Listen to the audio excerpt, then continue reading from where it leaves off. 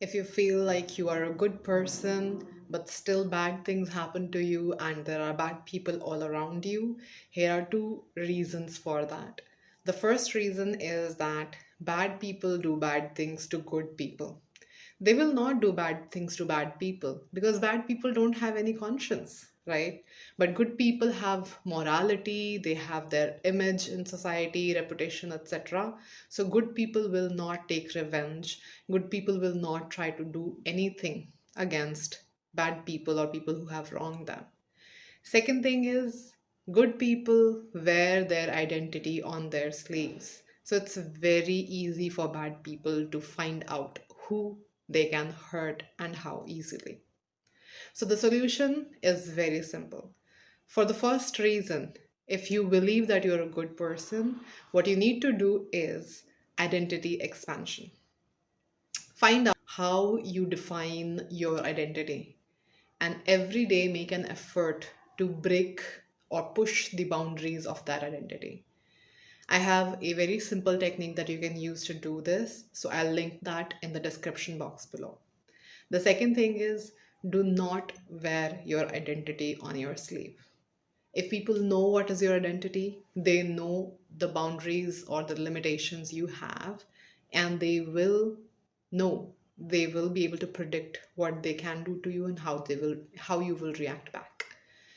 So don't be predictable, be unpredictable. This reminds me of that character in Game of Thrones. A man has no name. If he has no name, no identity, then nobody can find him, nobody can do anything to him. So become that kind of a person. Now, this doesn't mean that you become a bad person. That's just black and white thinking. So let me explain this with an example. When I started posting videos of Sadhguru on my social media, people started assuming that I am a spiritual person. Now, spiritual person, that identity comes with a lot of limitations and boundaries. A spiritual person is not allowed to do this or do that.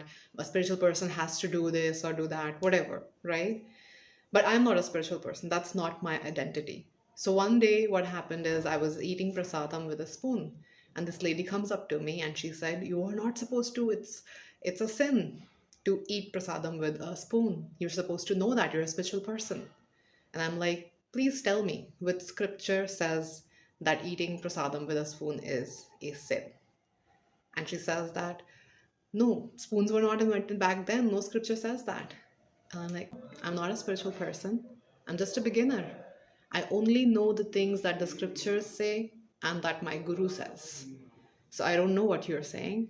And if it's not there in the scriptures, I'm sorry. I don't accept that. It's not about pretending to be somebody else. It's not that all of a sudden now you are not a good person anymore. You're also not a bad person. But what do? You explore things and you expand your identity and you don't wear your identity on your sleeve. If you do that, you are an enigma to people, you are not predictable. So people can't do bad things to you because they don't know. Will you fight back? Will you take revenge? Will you do worse things to them?